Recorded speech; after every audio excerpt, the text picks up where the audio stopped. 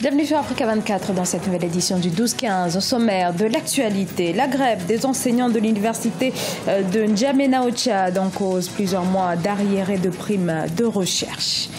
Et l'économie sud-africaine est entrée en récession. Selon les chiffres officiels, l'économie la plus industrialisée du continent a vu son PIB reculer de 0,7% au premier trimestre 2017. Et au Kenya, Boniface Mwangi poursuit sa campagne pour les élections législatives. Boniface Mwangi, célèbre activiste dont la campagne est orientée autour de la lutte anticorruption. Mais tout d'abord, l'ancien Premier ministre du Lesotho, Thomas Thabane, qui remporte officiellement les élections législatives avec 48 sièges sur 120. Son parti devance celui du chef du gouvernement sortant, Pakalita Mosisili, qui n'en a rapporté que 30. Avec cette victoire, Thomas Thabane, 77 ans, devrait retrouver son poste de Premier ministre 3 ans après en avoir été chassé par un coup d'État manqué. Au Tchad, cela fait plusieurs jours que les enseignants de l'université de N'Djamena ne font plus cours. Ils réclament plus de 7 mois d'arriérés de primes de recherche et sur place, on craint une nouvelle année blanche. Reportage Mahamat Ramadan. Au Tchad, les enseignants du supérieur et les étudiants de l'université de N'Djamena sont en grève. Selon le syndicat des enseignants du supérieur, les personnels contractuels des universités accusent 16 mois d'arriérés de salaire et ceux intégrés à la fonction publique revendiquent 9 mois d'arriérés de primes de recherche. L'Union nationale des étudiants tchadiens, quant à elle, exige l'amélioration des conditions socio-académiques des étudiants. Les enseignants et chercheurs de l'université de N'Djamena et ceux des autres provinces sont partis en grève parce qu'ils ont accusé assez d'arriérés de primes et indemnités. Donc au niveau de l'université de N'Djamena, si on peut évaluer, cela équivaut déjà à 8 mois. Les enseignants sont sans primes, sans indemnité, alors que les primes et indemnités font partie du salaire. Jusqu'à présent, nous n'avons pas de bibliothèque digne de nom à l'université de N'Djamena et ni une salle d'informatique pour toutes les facultés. Pourtant, c'est le monde de technologie, de l'information et de communication. Donc il faut tout ça là pour les étudiants afin de se conformer au XXIe siècle. Les autorités en charge de l'enseignement supérieur estiment que l'accumulation des arriérés des primes de recherche des enseignants est due à la tension de trésorerie que traverse le pays. Elles tentent tout de même de rassurer ces derniers que le gouvernement est en train de tout mettre en œuvre pour étudier et répondre à ces revendications dans un bref délai. Nous avons échangé avec les syndicats, on leur a donné toutes les informations quant aux démarches qui sont en train d'être faites en vue de payer les salaires en retard. Donc on a expliqué tout le processus et nous avons à la fin demandé aux syndicats de comprendre la situation et d'essayer de faire en sorte que dès qu'il y aura des vues d'exécution des paiements des salaires, qu'on puisse lever la grève pour permettre donc de rattraper l'année.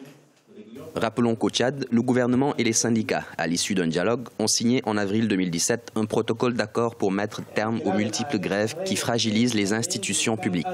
Selon certains observateurs, cette grève des enseignants du supérieur remet en cause le protocole d'accord signé entre les deux parties. C'était donc les commentaires de Marcel Farba Maroun. L'économie sud-africaine est officiellement entrée en récession. Une première depuis 2009. La menace planait depuis des mois. Ce résultat est d'autant plus préoccupant pour les Sud-Africains qu'il survient 2 mois seulement après le limogeage très controversé du ministre des Finances Pravin Gordhan qui avait la confiance des marchés financiers. Corinne Comdem. Ce n'était plus arrivé depuis 2009. L'Afrique du Sud est entrée en récession selon les chiffres officiels publiés ce mardi 6 juin 2017. Le PIB de l'économie la plus industrialisée du continent a reculé de 0,7% au premier trimestre 2017. Pourtant, les analystes s'attendaient à de meilleures performances. En effet, ils avaient prédit une légère croissance de l'économie sud-africaine de 0,9%. Les agences de notation nous avertissaient depuis longtemps que nous étions sur le fil rouge. On nous a pardonné pour notre faible performance économique, pour notre patinage sur le plan fiscal. Certes, il y a eu quelques aspects encourageants dans notre économie cette année, mais cela n'est pas suffisant pour nous mettre au vert. Ce recul s'explique principalement par les mauvais résultats de la production électrique qui a baissé de 4,8% et de l'industrie manufacturière qui a enregistré une baisse de 3,7% au cours du premier trimestre 2017. La monnaie sud-africaine, le rand, a perdu près d'1% de sa valeur à l'annonce de l'entrée de récession. La remise en question doit se faire au niveau de notre politique économique et de notre administration. Sous l'administration de Jacob Zuma, la croissance du revenu est de 0%. Ça va pratiquement faire 10 ans que nous sommes au point mort à ce niveau. Ces mauvaises nouvelles sur le plan économique surviennent 2 mois seulement après le limogeage controversé du ministre des Finances Pravin Gordhan et juste quelques semaines après la dégradation de la note de la dette de l'Afrique du Sud. Boniface Mwangi en lice pour les élections législatives qui se tiendront en août. Sur place, la campagne se poursuit autour d'un thème, la dénonciation des pratiques de l'actuel gouvernement. L'activiste affirme vouloir le réformer de l'intérieur. Siamlo, Victoria Sechi. L'activiste kenyan Boniface Mwangi bat campagne pour sa première candidature à l'élection présidentielle. Photojournaliste de profession, Boniface Mwangi, autre figure de l'opposition politique, s'est surtout illustré depuis près de 9 ans sur les chantiers de la lutte contre la corruption et la mauvaise gouvernance. Les nombreux scandales de corruption qui impliquaient le gouvernement de Uhuru Kenyatta sont dénoncés par cet activiste de 34 ans. Le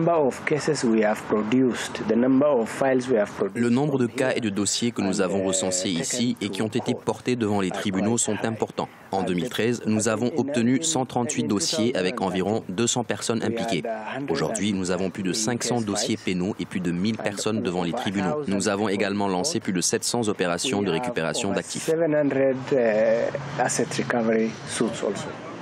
Boniface Mwangi a créé Ukweli, un parti politique œuvrant pour la protection des droits de l'homme et des libertés. Sa candidature pour le scrutin d'août 2017 a attiré l'attention de nombreux Kenyans sur la situation socio-économique du pays. Dans cette campagne qu'il espère fructueuse, le jeune Kenyan fait du porte-à-porte et continue d'insister sur les valeurs de la démocratie et la lutte contre l'impunité.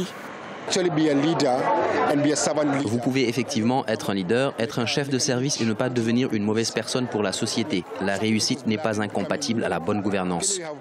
Moi, je ne veux pas être un vampire, je veux juste être un chef d'État digne quand je serai élu.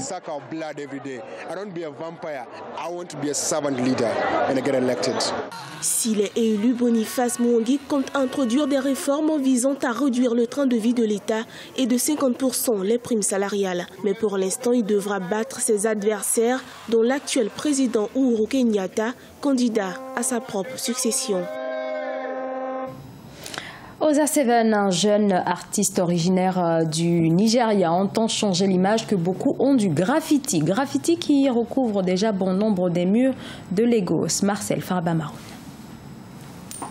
L'artiste nigérian Okpunkolo Oza tente de changer le visage des rues de Lagos avec des peintures murales colorées qui ornent certains bâtiments et murs de la ville pour attirer l'attention des passants. Également connu sous le sobriquet Oza Seven, ce jeune artiste espère par la même occasion changer la perception qu'ont les gens du graffiti. Au Nigeria, les graffitis sont vus d'un mauvais œil. Ils sont perçus comme un instrument permettant à des jeunes d'endommager les biens. L'idée était de créer une pièce de graffiti ou une peinture murale qui décrit Lagos. C'est donc essentiellement ce que j'ai fait. J'ai pris des éléments clés qui sont propres à Lagos, comme les 3 chefs ou Dieu sage, le théâtre d'art national, et j'ai inséré le texte de police graffiti qui lie Lagos essentiellement aux couleurs de la ville. Inspiré par la culture hip-hop ainsi que les œuvres de l'artiste britannique Banksy qui a révolutionné l'art de la rue, Oza s'est orienté vers cette activité il y a 4 ans. Aujourd'hui, il travaille sur son dernier projet qui a pour but de représenter les points de repère de Lagos sur les murs de la ville. Un projet commandé par le gouvernement local à l'occasion de la célébration du 50e anniversaire de l'État de Lagos.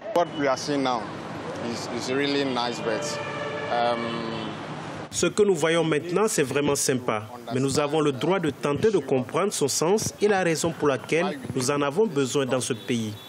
Si on se lève un beau matin et qu'on voit des graffitis sur les murs de la ville, certaines personnes qui ne comprennent pas ont le droit de se poser des questions. Comment ont-ils été faits? Et quelle est la raison de sa conception?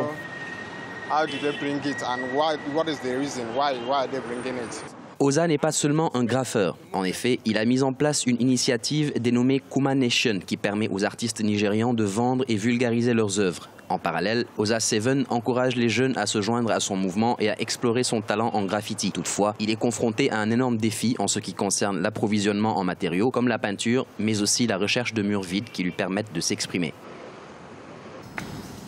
Ce journal a été réalisé par l'ensemble de la rédaction. Merci à vous pour votre fidélité. Dans un instant, une nouvelle édition de l'actualité sur Africa 24.